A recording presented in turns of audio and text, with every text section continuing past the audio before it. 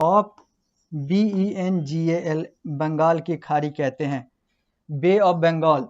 और अगर हम पश्चिम में आएंगे तो सी का मतलब सागर होता है, और एक ऐसा सागर जो अरब के नाम से जाना जाता है उसको हम लोग अरेबियन सी या फिर अरब सागर कहते हैं।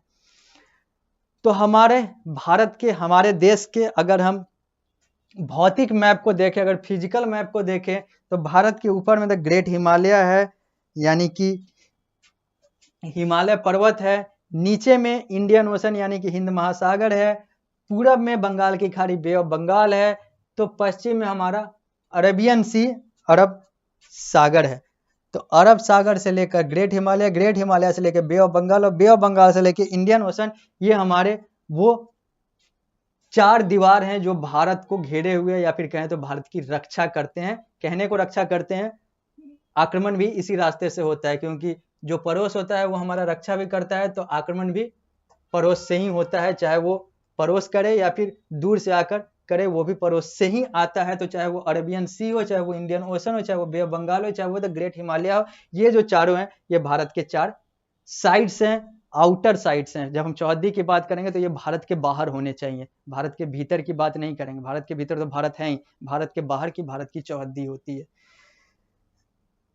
इधर और इधर इन सारी चीजों की बात करेंगे।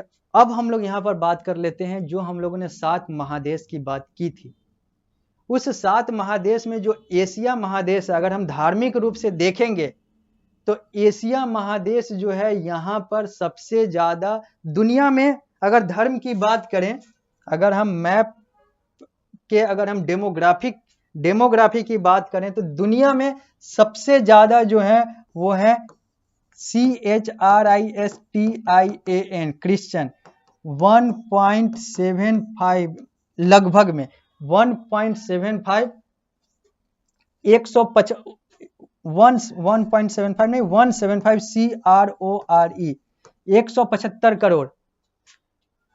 दुनिया में अगर सबसे ज्यादा धर्म के हिसाब से अगर किसी की संख्या है, सबसे ज्यादा अगर कोई धर्म को फॉलो करता है तो वो ईसाई हैं, अंग्रेजी में क्रिश्चियन कहा जाता है। अगर डेमोग्राफिकली हम लोग देखें, मैप को डेमोग्राफिकली देखें तो क्रिश्चियन जो है दुनिया में सबसे ज्यादा है 175 करोड़ आबादी के साथ। दूसरे लगभग ज्यादा भी है, इससे ज्यादा ही है, वो तो कहने को है, ऊपर नीचे है।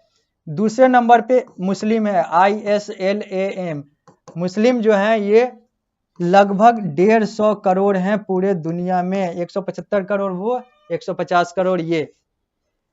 तीसरे नंबर पे वो हैं जो कोई धर्म को नहीं मानते हैं, ये भी दुनिया में लगभग 125 करोड़ हैं।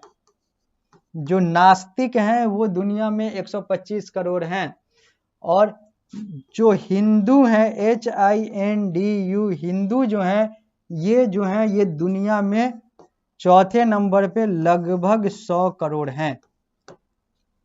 इसके बाद बौद्ध, ये सारे रिलीजन आते हैं।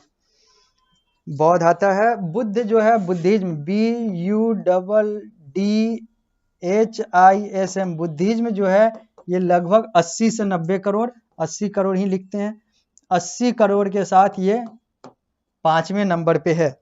इसके बाद बाकी जितने भी धर्म हैं उन सब की संख्या बहुत कम है, वो सब 50 से नीचे, 50 करोड़ से नीचे 40-30 करोड़ के आसपास हैं पूरे दुनिया में, पूरे दुनिया की बात कर रहे हैं।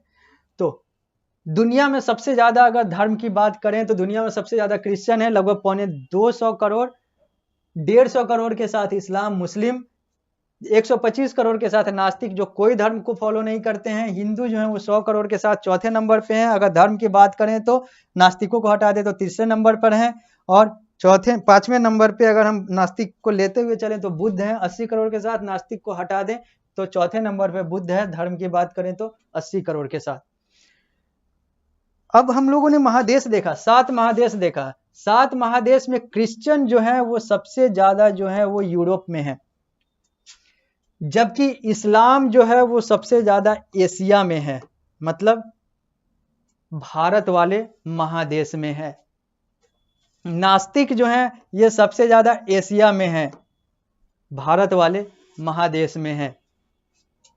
हिंदू जो है ये सबसे ज्यादा एशिया में है, भारत वाले महादेश में है।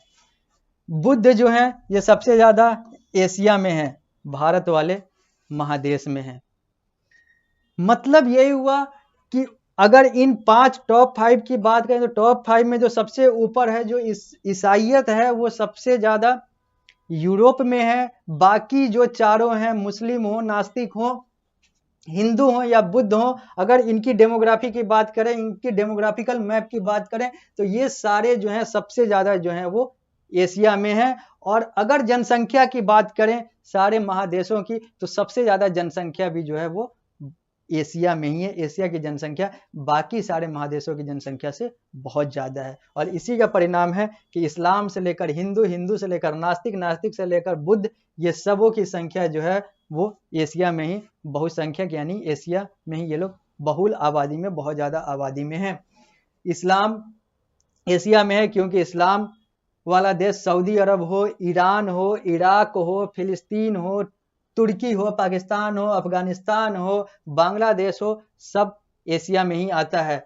नास्तिक इसलिए एशिया में ज्यादा है क्योंकि चीन जो है, जो दुनिया में अब तो दूसरे नंबर पे हो गया है, दुनिया में दूसरी सबसे ज्यादा आबादी किसी देश में है तो वो चीन में है, लगभग 140 करोड़ के आसपास। भारत में 145 करोड़, कहने को है ऊपर नीचे है यहीं पे, लेकिन भारत अब ऊपर हो चुका है। तो चीन में चूंकि नास्तिकों की संख्या बहुत ज्यादा है, इसलिए नास्तिक जो है पूरे दुनिया में सबसे ज्यादा एशिया में है और पूरे दुनिया में ये 125 करोड़ के लगभग है। हिंदू भारत यानी कि इस देश, हमारे देश के कारण से 100 करोड़ में है और ये हमारे ही देश में लगभग, चूंकि हमारे देश की आबादी लगभग 145 करोड़ है और यहाँ पर लगभग 90 करोड़ के आसपास, 90 करोड़ से ज्यादा हिंदू हैं, इसके कारण से पूरे दुनिया में 100 करोड़ हिंदू हैं। नहीं तो हिंदू भारत के अलावा और बाकी जितने भी दुनिया के देश हैं वहां पर बस नाम मात्र के हैं, कहने के हैं। भारत के कारण से ये 100 करोड़ है। बुद्धिज्म जो है ये लगभग 80 करोड़ है, ये भी चाइना और इंडिया इन सब के कारण से, मुख्य रूप से ये चाइना के कारण से आज इतनी आबादी लेकर पूरे दुनिया में चल रहा है। तो हम लोगों ने डेमोग्राफिक रूप से भी देख लिया, रिलीजियस रूप से भी देख लिया कि आबादी धार्मिक रूप से क्या क्या है, दुनिया में सबसे ज्यादा किसकी आबादी है, कौन सा क्या है। तो हम लोग अगर मैप की बात करें तो मैप में हम लोगों ने देखा कि मैप होता क्या है, ग्लोब क्या होता है, एटलस क्या होता है, पॉलिटिकल मैप क्या होता है, तो फिजिकल मैप क्या होता है। तो मैप को हम लोग कैरी कर सकते हैं आसानी से।